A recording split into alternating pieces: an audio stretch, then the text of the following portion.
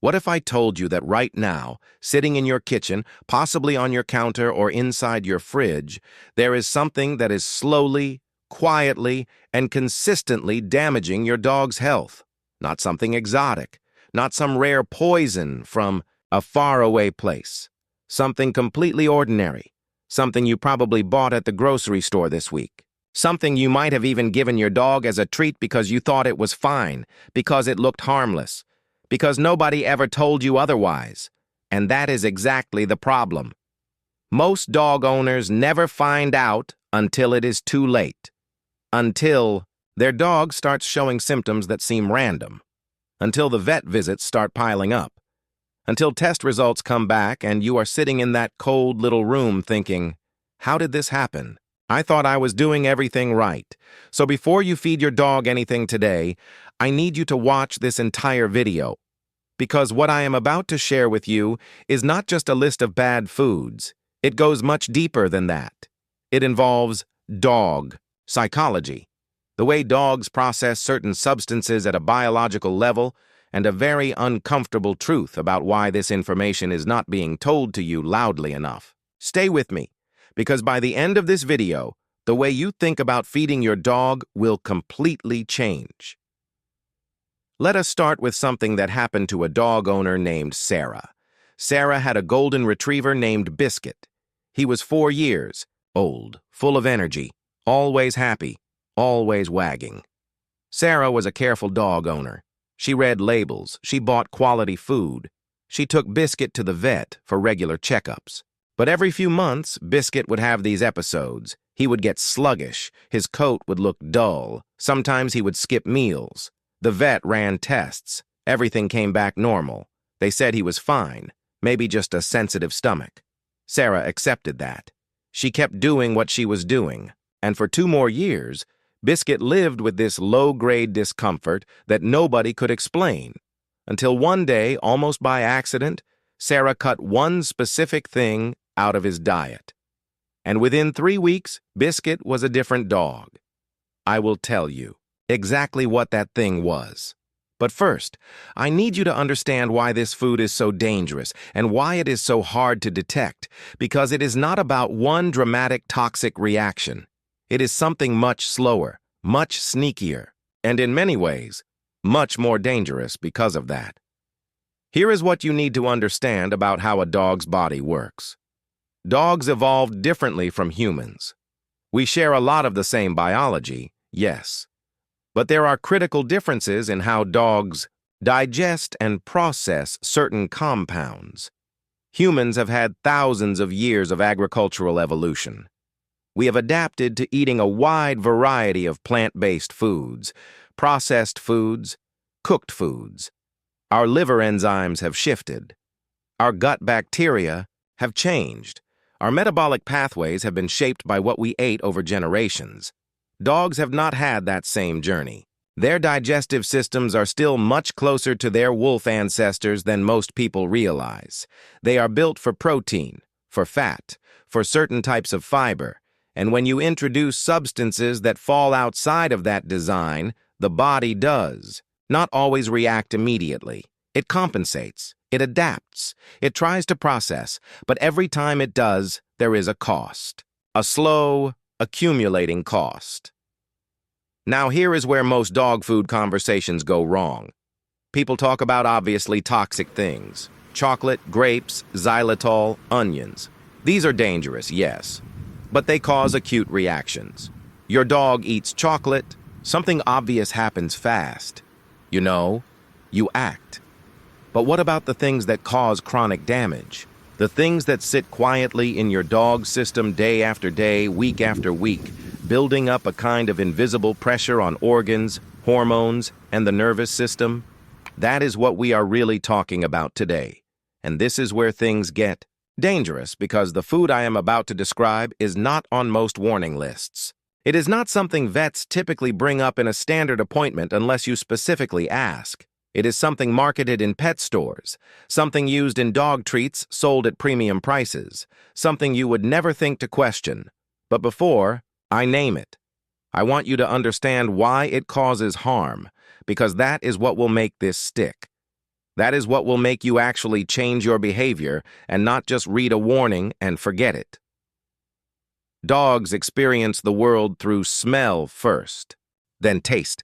Their emotional relationship with food is deeply connected to their psychological state.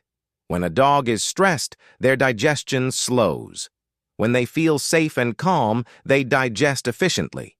This is not just a cute fact, this is critical information, because certain foods do not just affect the body physically. They affect the neurological state of the dog. They trigger hormonal responses. They can cause low-grade inflammation that affects mood, behavior, energy, and cognitive function. You might have noticed your dog acting anxious or restless after certain meals, or becoming unusually tired, or developing what looks like random aggression or hyperactivity. And you probably thought it was behavioral, a training issue, a personality quirk. But what if it was biochemical? What if what your dog was eating was directly influencing how their brain was functioning? This is the part that most people completely miss, and it is the part that changes everything. Now, let us talk about the actual food, the one sitting in countless kitchens right now, the one that millions of dogs consume every single week, often without their owners having any idea of the effect it is having. It is wheat, or more specifically, wheat-based products, and the way gluten and certain lectins found in wheat interact with a dog's digestive and immune system over time. Now I know what some of you are thinking. Wheat? Really? That sounds too simple. And here is the thing. You are right to question it. Because wheat itself is not universally catastrophic for every single dog. This is not a black and white situation. This is about understanding something, more nuanced, and this nuance is exactly why it gets missed. Not every dog shows obvious signs of wheat sensitivity. Some dogs can consume wheat for years and appear outwardly fine, but appearing fine on the outside and being fine on the inside are two very different things. And here is what most dog owners do not realize. The damage happens in layers. The first layer is digestive. A dog's gut is not designed to process gluten efficiently. When gluten enters the digestive system, it can cause microscopic inflammation in the gut lining, not enough to cause a dramatic reaction, but enough to gradually compromise the integrity of the intestinal wall. This is sometimes called leaky gut in functional medicine circles, and while the terminology gets debated, the underlying mechanism is real and documented. When the gut lining is compromised, partially digested proteins can enter the bloodstream. The immune system sees these proteins as foreign invaders and mounts a response. This immune response does not happen once and stop. It keeps happening every time your dog eats that food, every single meal, day after day. And that is just the first layer. The second layer is immunological. A chronically activated immune system is an exhausted immune system. When the body is constantly sending out inflammatory signals to deal with what it perceives as a threat, it has fewer resources to handle actual threats. This is why dogs with wheat sensitivity often get sick more easily. Why they seem to have more ear infections, skin issues, eye discharge, joint problems, not because those things are directly caused by wheat, but because the immune system is overwhelmed and under-resourced. Now here is where the psychology piece comes in, and this is the part that I find genuinely fascinating. Dogs under chronic physical stress behave differently. Their cortisol levels are elevated. Cortisol is the stress hormone, and when it stays elevated over long periods, it affects everything. Sleep patterns, energy levels, emotional regulation, aggression thresholds, anxiety levels.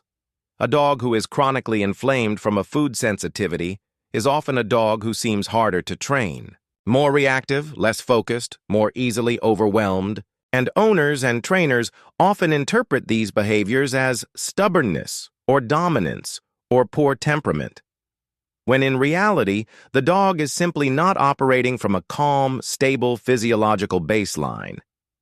Think about how you feel when you are sick. Not dramatically sick, just that low-grade feeling of being unwell, a slight headache, some nausea, general fatigue. Now imagine trying to concentrate, to learn something new, to respond calmly to stress. It is harder, right? Now imagine feeling that way every single day and not knowing why and not being able to tell anyone.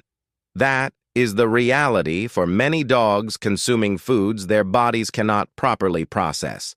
But that is not the real reason this is so serious. Here is what pushes this from concerning to deeply important. Wheat is in almost everything, not just bread or pasta. It is in dog biscuits, it is in training treats, it is in wet food as a thickener, it is in dental chews, it is in the coating of many dry kibbles. It hides behind ingredient names like wheat flour, wheat middlings, wheat germ, modified starch, hydrolyzed wheat protein. If you are not reading every single ingredient label with careful attention, you are almost certainly giving your dog wheat on a daily basis without knowing it. And the industry has very little motivation to change this because wheat is cheap. It is a cheap filler that adds bulk and texture to pet food at a fraction of the cost of quality protein sources. When a company uses wheat in their food, their margins improve. Their product looks good on the shelf. It is palatable to dogs because it is processed in ways that make it smell appealing. But palatability and nutrition are not the same thing. A dog eating something eagerly does not mean that food is good for them. Now, you might be wondering about the vet angle. Why are vets not telling you this more loudly? And this is a genuinely complex question, and I want to answer it fairly. Most vets are good, caring professionals who want the best for your pet. But veterinary nutritional training is, in many programs, surprisingly limited. Many vets spend very few hours studying pet nutrition during their entire degree, and much of that training involves information provided by major pet food companies who fund veterinary schools and sponsor continuing education programs. This is not a conspiracy. It is just a conflict of interest that creates blind spots. Your vet is not hiding information from you out of malice, but they may simply not be flagging something as important if they were never trained to see it as a primary concern. So you have to be your own advocate.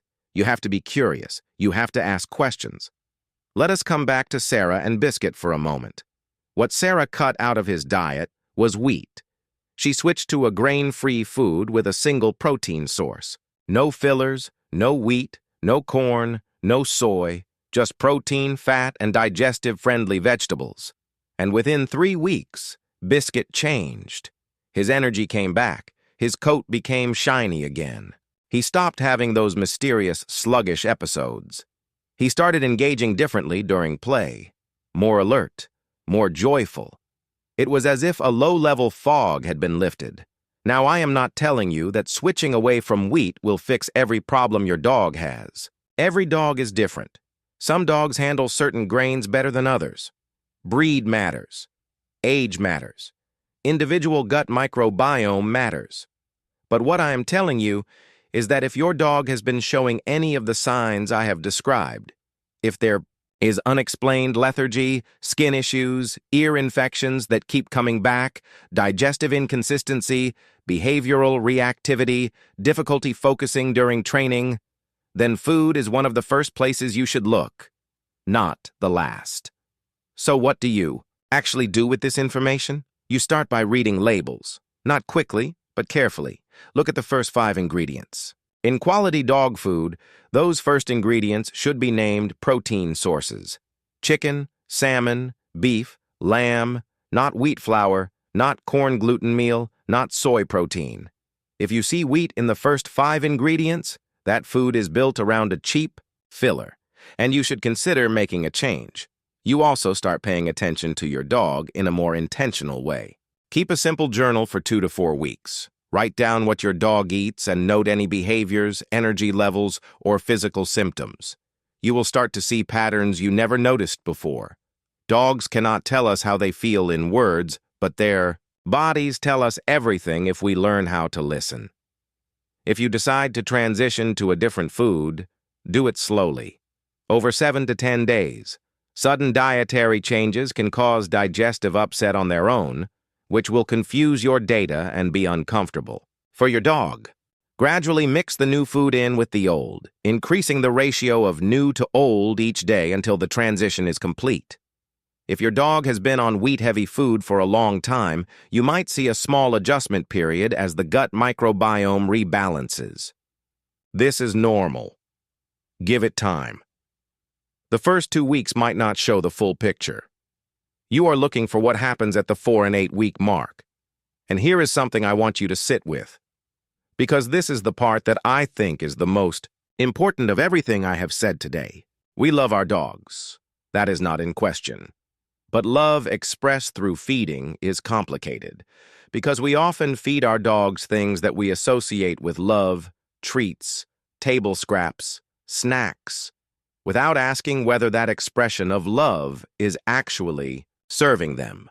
A dog who eagerly takes a wheat-filled biscuit from your hand is not telling you that biscuit is good for them. They are telling you they love you and they trust you. That trust is sacred. It means we carry a responsibility to look past surface-level behavior and dig into what is actually happening beneath it. Your dog cannot read a food label. Your dog cannot research nutrition studies. Your dog cannot walk into a health food store and make a different choice. They rely on you completely and without reservation. And that is not a burden. That is actually one of the most beautiful things about the relationship between humans and dogs. It is a relationship built on complete trust, and it deserves to be honored with complete attention. This is why I made this video. Not to frighten you, not to make you feel guilty about what you have been feeding your dog up until now. You did not know what you did not know, but now you have a starting point.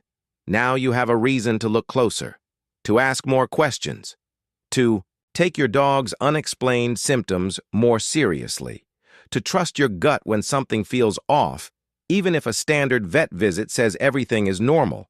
The truth is, the most common foods can sometimes be the most damaging ones, precisely because they are common, because nobody thinks to question them, because they are everywhere, because they come in pretty packaging with pictures of happy dogs on the front. But packaging is not nutrition. Marketing is not science.